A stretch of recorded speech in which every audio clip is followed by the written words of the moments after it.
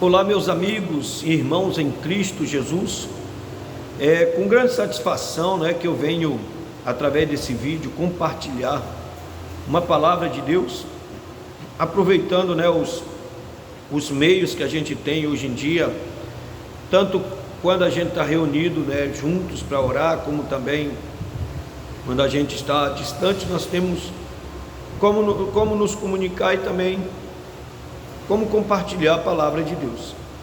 E hoje eu quero falar um pouco sobre ministério, A pessoa que tem um chamado, o pastor, o obreiro, o levita, a tia da escolinha, o evangelista, enfim, aqueles que são chamados mesmo para a obra, Se a gente não prestar atenção no que é a obra de Deus e como deve partir o princípio para a obra de Deus, nós vamos talvez até mesmo nos cansar tentando fazer a vontade de Deus pelo nosso próprio entendimento.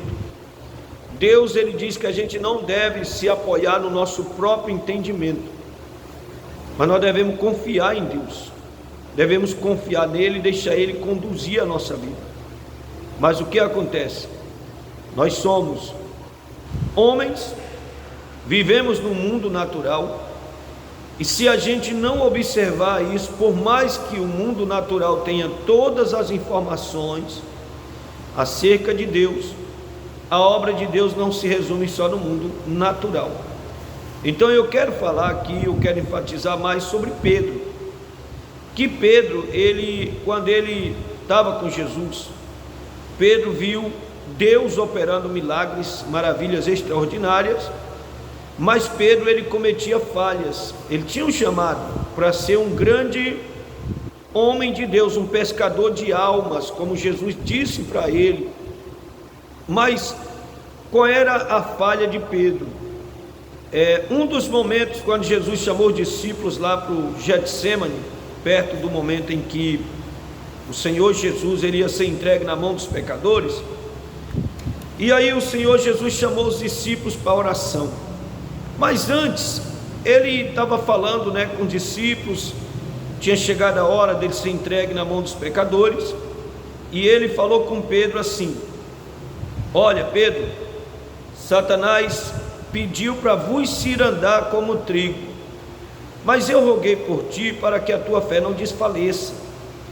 E naquela hora Pedro, ele agindo, como sempre o homem, ele às vezes age no seu entendimento, e até uma certa arrogância ali. Pedro, ele poderia dizer assim: Senhor, muito obrigado pelo Senhor ter intercedido por mim. O Senhor sabe realmente do que eu preciso, de oração, porque com certeza essa oração que o Senhor fez vai me beneficiar muito, Mas não, Pedro não fez isso. Pedro, ele pegou e ele disse para Jesus: não, Senhor, eu estou pronto até, se for preciso, morrer com o Senhor. Aí Jesus, ele teve que fazer algo, ele teve que falar algo que ia acontecer com Pedro. Talvez não fosse necessário acontecer aquilo com Pedro, ele ser provado daquela forma. Jesus disse para ele: então, Pedro, hoje mesmo, antes que o galo cante, você vai me negar 3 vezes. E Pedro disse: não, ainda que todos abandonem o Senhor, eu não vou abandonar o Senhor. Pedro, ele talvez na cabeça dele estava passando os pensamentos assim: rapaz, eu acho que Jesus, ele não me conhece muito bem. Poxa, o homem que andou por cima das águas, o único discípulo que andou por cima das águas. Só que Pedro, ele vacilava na consagração dele. Ele não se consagrava a ponto dele ouvir a voz de Deus. Ele ouvia a voz de Deus através de Jesus, mas ele mesmo ouvia a voz de Deus, ele não ouvia. Mas isso é uma falha ministerial na vida de qualquer pessoa, de qualquer homem, de qualquer mulher de Deus. É uma falha que a gente, às vezes, estamos no ministério, mas nunca ouvimos Deus falar conosco. nós não conseguimos, nós não temos a experiência, né, de saber quando Deus está falando. E isso tem que ser fruto de oração. Meu Deus, eu quero discernir a tua voz, eu quero saber quando o Senhor está falando comigo, quando o Senhor está me orientando para fazer algo, porque se isso não acontecer, meu irmão, minha irmã, eu sinto muito, mas você vai fazer a obra de Deus, você vai estar no lugar certo, mas você nunca vai conseguir dar os frutos que Deus espera. Por quê?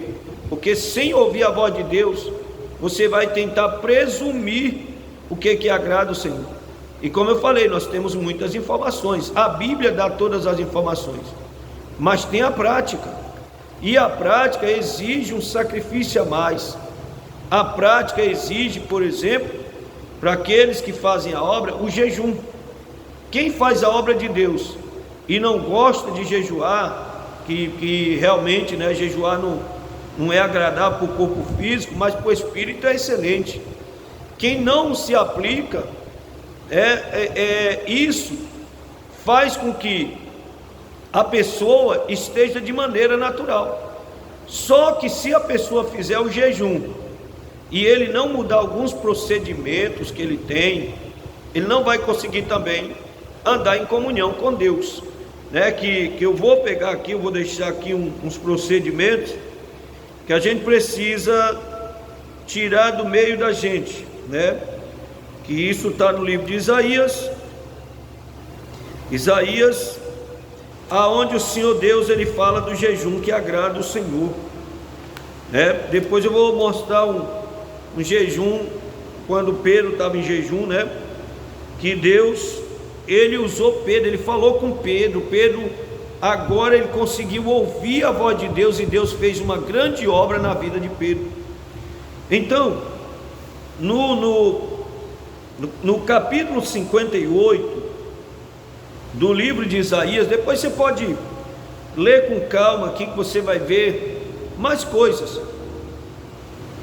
Só que tem umas coisas aqui que Deus, ele diz assim, capítulo 58, versículo de número 6, diz assim: porventura não é este o jejum que escolhi, que soltes as ligaduras da impiedade, e que desfaças as ataduras do jugo, e que deixes livres os quebrantados, e que despedaces todo jugo?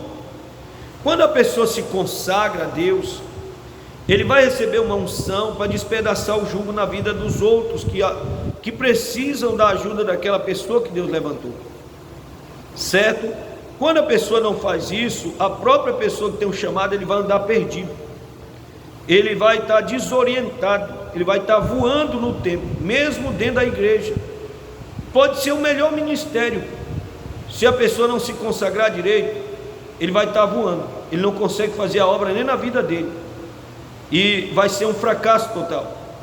Não é por causa de Deus, não é por causa dos líderes que ele tem, é porque vai chegar a hora que cada um precisa se destacar, ele precisa ter iniciativa, porque se falar assim, mas é porque eu não sou ensinado. Nós somos ensinados, nós já temos o fundamento, e em cima desse fundamento nós temos que andar.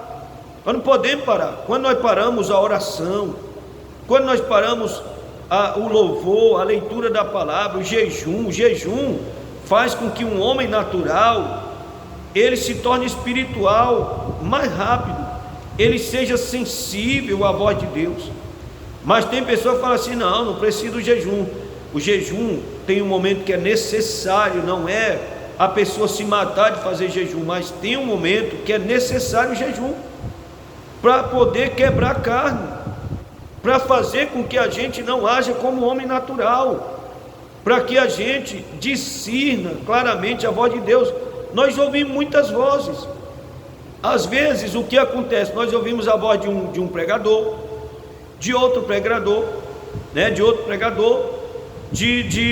pessoas que nós achamos que eles estão falando inspirados por Deus, mas pessoalmente a gente ouvir a voz de Deus talvez a gente nunca ouviu. Isso é uma falha muito grave, porque se uma pessoa ouvir Deus falando com ele, a vida dele não continua mais a mesma.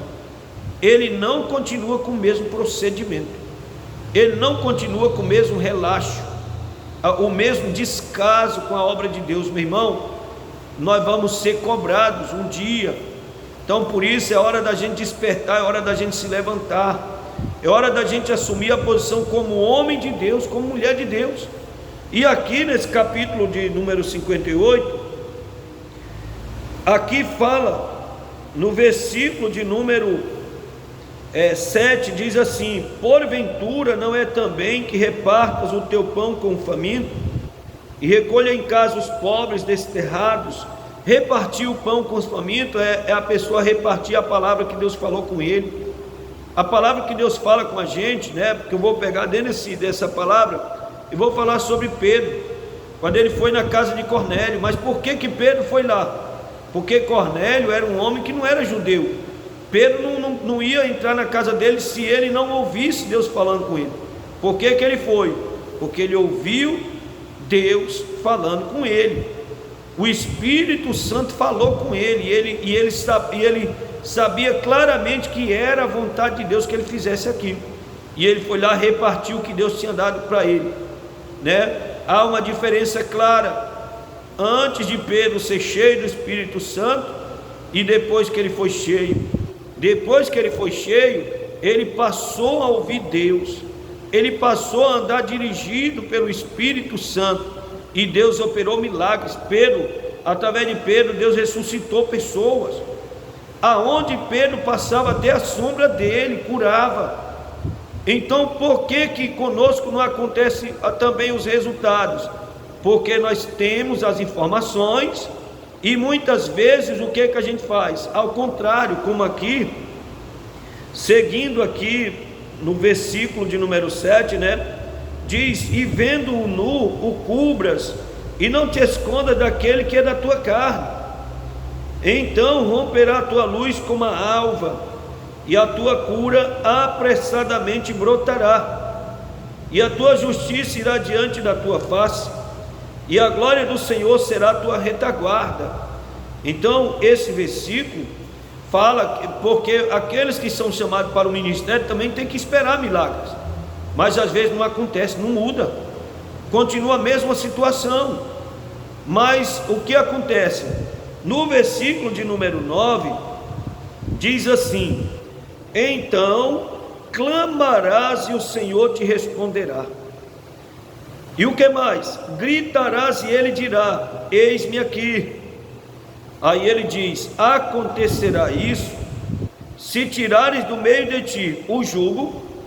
O que é tirar do meio de ti o jugo? Por mais que uma pessoa seja de oração, um pastor, um obreiro, seja quem for, por mais que seja de oração, mas ele vive julgando os outros, ele vive observando os erros dos outros, e ele tem um costume feio de ficar falando mal dos outros, observando, ele questiona tudo isso vai fazer com que o poder de Deus se esgote na vida dessa pessoa, e na hora que ele clamar, vai ser uma negação. Ele não vai ouvir a voz de Deus, vai andar perdido. Por quê? Porque ele espera Deus agir, mas ele continua julgando os outros, continua observando os erros dos outros. Continue fazendo isso, você vai ver que os resultados serão piores, vai piorar a sua vida, não vai melhorar. Então a nossa língua, né, o inimigo, ele fica tentando instigar a nossa língua, coçando para a pessoa olhar para os outros, até mesmo para o líder que tem, ou então para os membros da igreja, e a pessoa falar coisas que não convém, fica julgando. E o que mais ele diz, né? E se tirares do meio de ti o jugo, e fala que mais? O estender do dedo. O estender do dedo. O que é o estender do dedo? Ficar apontando para a vida dos outros. O pastor e o obreiro, por mais que ele seja uma pessoa que busque, que ore, que fale línguas e tudo mais, se ele ficar estendendo o dedo para a vida dos outros, pode esquecer, não vai ouvir a voz de Deus, porque está indo ao contrário. e reclamando. A reclamação é uma mancha na vida da pessoa. A reclamação se enquadra na murmuração, e a murmuração faz com que a gente não avance, com que a gente fique parado no tempo. Então nós temos que fazer essa verificação. Eu faço isso, eu estendo o dedo para apontar a vida dos outros, eu questiono o que os outros falam, eu fico questionando, eu fico falando mal, né? Porque tem gente que fala assim: ah, mas eu não estou falando mal, eu estou só comentando. É a mesma coisa, não existe meio termo. Tudo isso faz com que a gente não seja o instrumento nas mãos do Senhor. E quando Pedro, ele realmente decidiu se consagrar a Deus, se levantar para buscar Deus de fato e de verdade, ele não olhar para a vida dos outros, porque a Bíblia diz, né, no livro de Lamentações de Jeremias, diz assim: de que se queixa, pois, o homem vivente? Queixe-se cada um dos seus próprios pecados. Não adianta eu ficar queixando da vida dos outros. Eu tenho que saber que eu preciso olhar para a minha vida o tempo todo, e daí eu preciso me enquadrar numa forma que Deus possa falar comigo. Eu preciso ter uma experiência própria com Deus, uma unção vinda diretamente do trono do Senhor, como Jesus tinha. Ele não fazia obra porque ele ouvia outros pregadores, não, porque se ele fosse depender no tempo dele de outros pregadores, ele não ia fazer a obra de Deus, porque os outros pregadores, eles faziam era apontar a vida do povo, ficar julgando, falando mal, e isso é terrível. Os dias que nós estamos vivendo, nós precisamos ouvir a voz do nosso Deus, precisamos nos consagrar. Até quando nós vamos viver numa vida relaxada? E não adianta a gente falar assim: ah, porque o meu líder não me cobra. Não é isso. Nós temos que ter vida própria com Deus, não devemos esperar ninguém, nós temos que se levantar e se consagrar. Por quê? Porque a gente vai ficar estagnado no tempo, e vai aparecer essa outra prática, esses costumes feios, que tem pessoa que ele tem um costume feio, dele ficar olhando para a vida do outro, e às vezes a vida dele não está andando bem, e ele ainda teme ficar olhando para a vida do outro, e ainda com questionamentos, estendendo o dedo, como ele está falando aqui. Não é isso. Nós temos que buscar a palavra de Deus para poder compartilhar com aquele que está faminto espiritualmente. Nós podemos compartilhar o alimento físico, sim, mas o alimento principal é o alimento espiritual. Esse vai fazer a vida das pessoas mudarem, né? O Senhor Jesus, ele falando dos escribas e fariseus, que os escribas e fariseus sempre questionavam ele, mas ele dizendo: a sabedoria é justificada pelos frutos. Jesus dava frutos, e nós também podemos dar frutos, mas nós temos que nos aplicar à consagração, quebrar nossa carne, viver de maneira espiritual, porque para servir um Deus espiritual de maneira natural nós não vamos conseguir. Não tem como ter comunhão, um homem natural ter comunhão com Deus espiritual. Então, quando Pedro se consagrou, quando Cornélio ele enviou o povo lá até onde Pedro estava, para Pedro ir lá fazer uma pregação, Pedro não ia se o Espírito Santo não falasse com ele. Mas como Pedro naquele dia ele estava em jejum, estava em oração, estava buscando a Deus, o Espírito Santo falou com ele, disse: Pedro, pode ir, porque sou eu que enviei eles para vir te chamar. E Pedro foi. Ele chegou lá, quando ele começou a falar na casa de Cornélio, o Espírito Santo caiu sobre aquelas pessoas, e elas foram cheias da presença de Deus, e aceitaram a Jesus, se batizaram, receberam a salvação. É para isso que Deus ele tem chamado.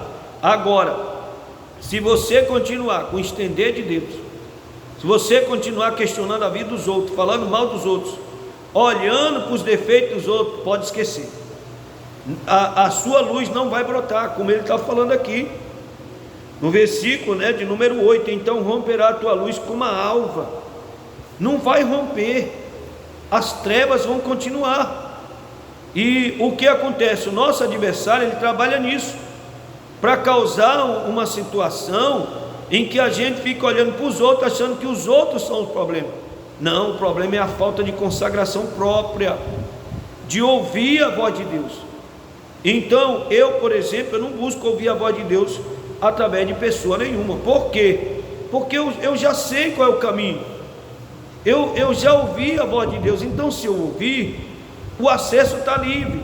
Eu tenho que observar a minha vida, eu não posso ficar pedindo para fala comigo, o que Deus falou com você acerca de mim, porque a pessoa pode falar o que quiser. Então eu já sei, eu mesmo preciso ouvir o Deus que me tirou lá das trevas, que me convenceu do pecado, da justiça e do juízo, e Ele vai fazer a diferença na sua vida, em nome de Jesus. Que Deus abençoe grandissimamente o seu ministério, que Deus, Ele possa ter liberdade na sua vida para falar com você, e de todas as vozes que você escuta, porque são muitas vozes, que você ouça a voz do seu Criador, e você vai ver como as coisas vão andar, vão dar certo, porque o Senhor Jesus disse: sem mim nada podeis fazer. Quando nós escutamos o que Deus fala, as coisas acontecem. Deus abençoe grandissimamente a sua vida, em nome de Jesus, e diga glória a Deus.